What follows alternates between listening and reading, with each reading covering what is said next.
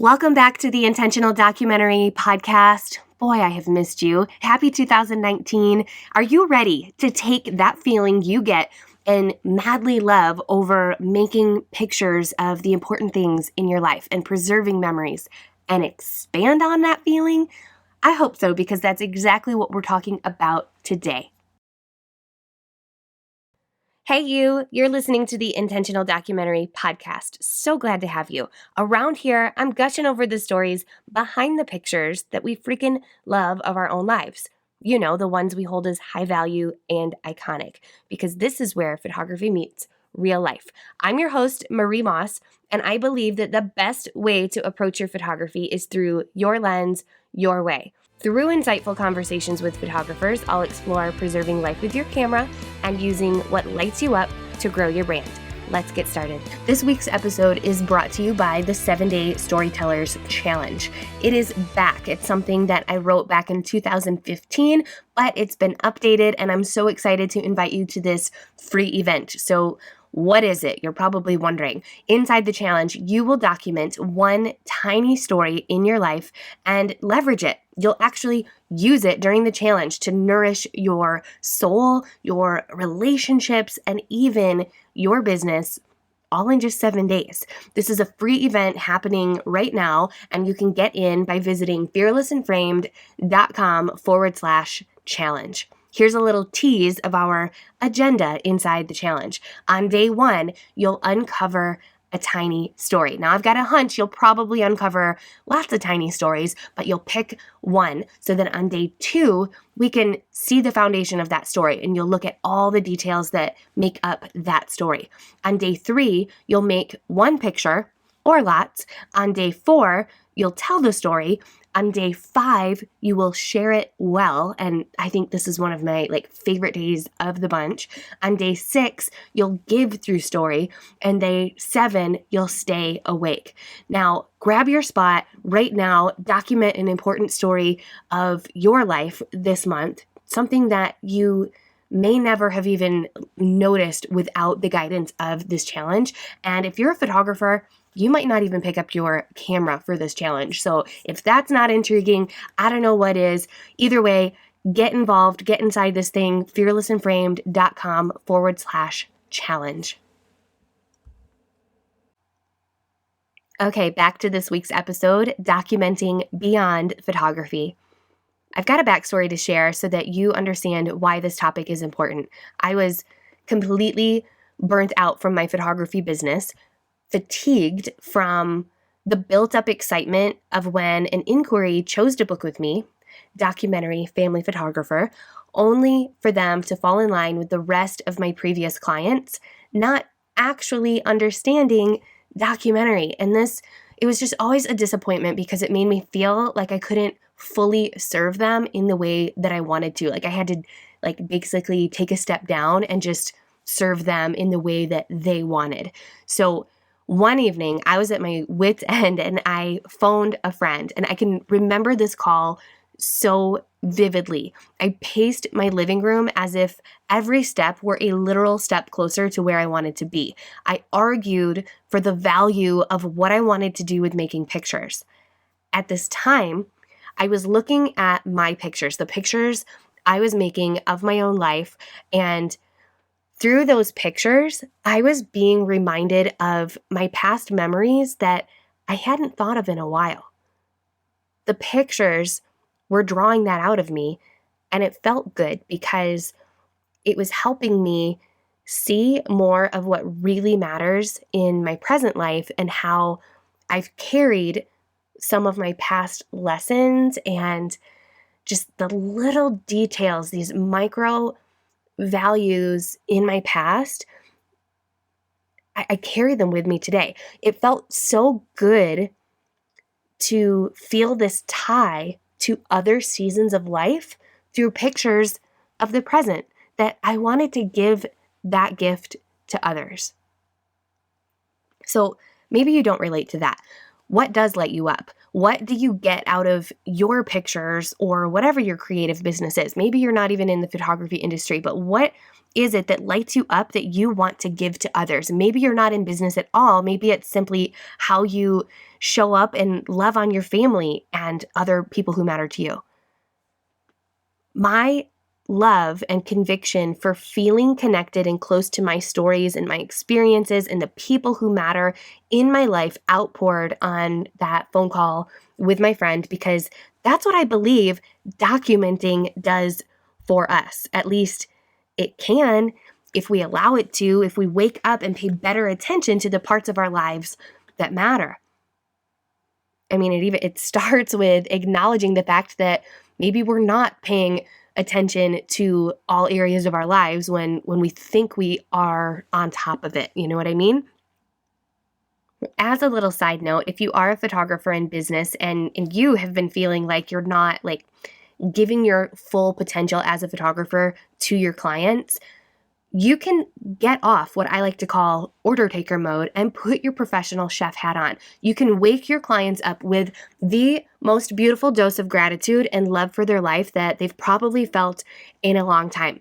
And you're probably like, well, Marie, I am already doing that. They love their pictures and they love how they see their lives through the pictures that I'm already providing. I'm not denying that at all. Like, I 100% know that that is true.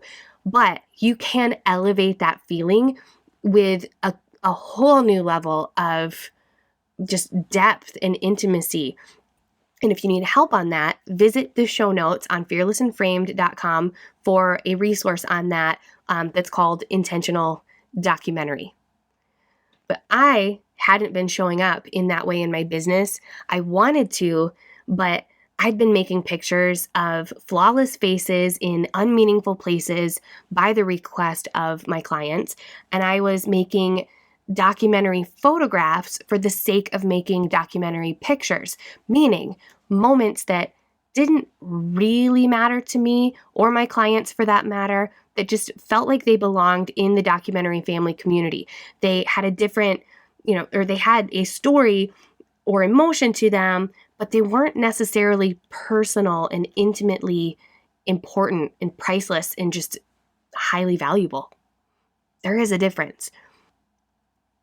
But all I knew was that my pictures were doing something for me that I wanted to do or to give to other people so bad.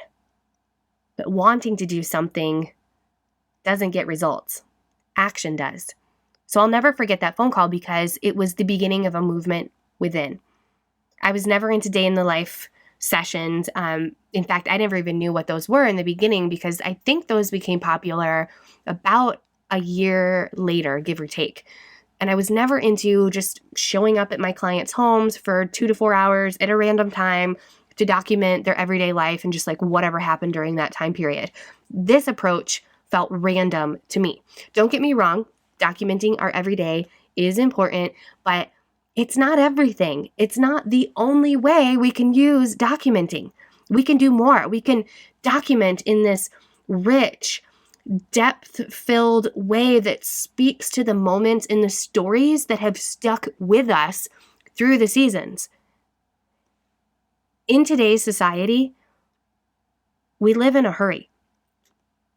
I mean, I feel that. I don't know about you, but I really feel that. And it's true. There's so many sayings now, like living slow and present over perfect. That's actually a book.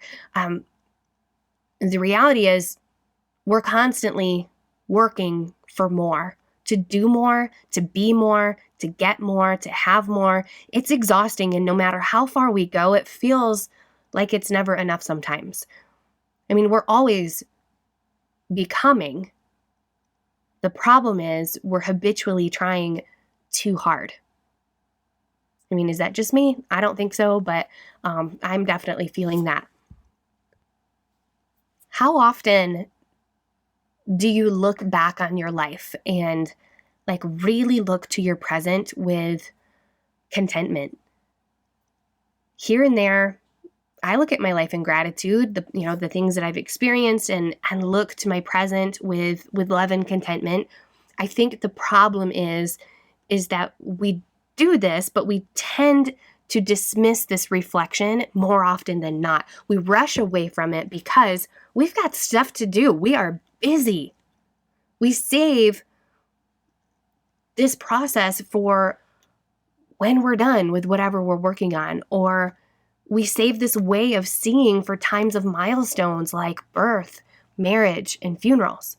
Or we overlook giving attention to other important parts of our lives entirely because we can only see the season that we're in.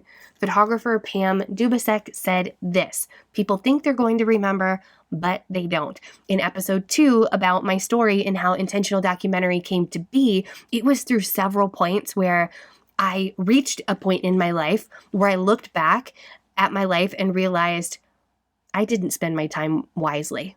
It's not that I had complete regrets, but it's like these things like slipped through the cracks and I didn't get to fully experience them in the way that I wish that I could have. I didn't appreciate these experiences or people in a way I wish I would have until it was too late. Intentional documentary became a vessel to keep what matters close, and it literally changed how I see. Can you relate to any of this, to living a life that's in constant fast forward, or living with a sting of what's changed or been lost? If you're in business, to feel like you're not being that fulfilled photographer that you know you can be, and you're doing what doesn't entirely light you up, like you're living your business in order taker mode.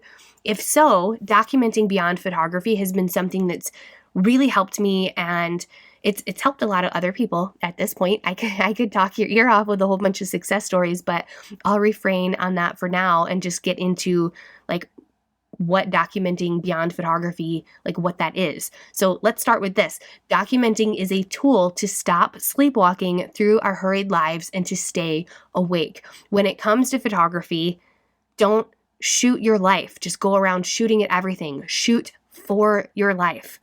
Better yet, realize that documenting goes beyond photography. You may have expected this entire episode to be on all the different ways that you could document, but the reality is it's not about the vehicle. It starts with choosing to look for these moments and micro values in your life regularly and to pause long enough to acknowledge them. Making a picture? Yeah, that's documenting, but that's not the point. Making a picture, that's simply lasting evidence that you really saw the moment or the person who matters. You slowed down. You saw your home, your parents, your grandparents, your childhood neighborhood, the list goes on, and you said, you matter. You made an impact on me. The power of doing more of that in your life and asking your clients to do so is huge. What's really cool and not talked about nearly enough in our community is that documenting isn't limited to making pictures. So now let's talk about that vehicle of how we document. It's in films. It's in voice memos, pictures, of course, storytelling, keeping mementos, in writing stories and letters, in tracing family history, and more. It's also not about bottling up and collecting what matters for the sake of accumulation or to check a box that makes you feel like you've accomplished something, like you're doing it because you should. It's recognizing and feeling that what matters to you in that moment, or when that moment has aged a bit. And here's where most of us fall short: using what you've collected as a means of deep, vulnerable connection with the people you care about that results in these beautiful, strengthened ties together, and making these people that you care about believe that they're valued and that they matter. I mean, I was just reading something in this book called The Power of Moments, and I don't have it in front of me, so I don't remember the exact quote, but the authors were saying that most people leave their jobs because they don't feel valued. And when I heard that, I was like, man, like that's really powerful. I mean, isn't that like just what we want most out of life is connection to other people and love. And I think like a big like part of that is to feel valued. Let's wrap with some gut check questions. Are you documenting what matters in your life? Or are you documenting what will look good in a photo? Are you hoarding all that you document? Or are you using it for high-level connection, meaning beyond tagging someone on Instagram or Facebook? Do you feel like you're living in a hurry, or that you slow down long enough to feel gratitude and contentment often? Have you expressed why someone matters to you lately? If you don't like one or more of your responses, I've got a couple extra bonus questions, if you will, just for you. What's holding you back? What can you do this week to change that? Please share your answers with me in an email at marie@fearlessandframed.com or tag me at fearlessandframed on Instagram. I really, truly would absolutely love to hear from you.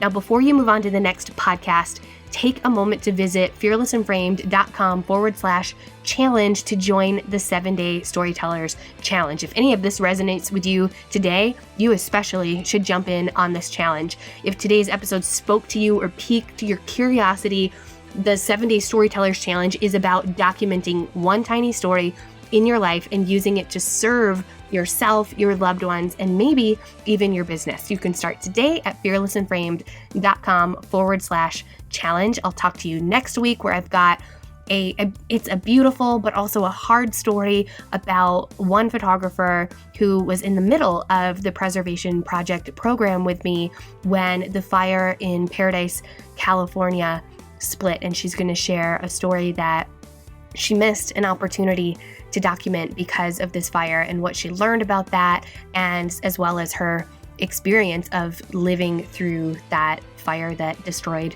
her home and her whole town. Talk to you next week. Bye for now.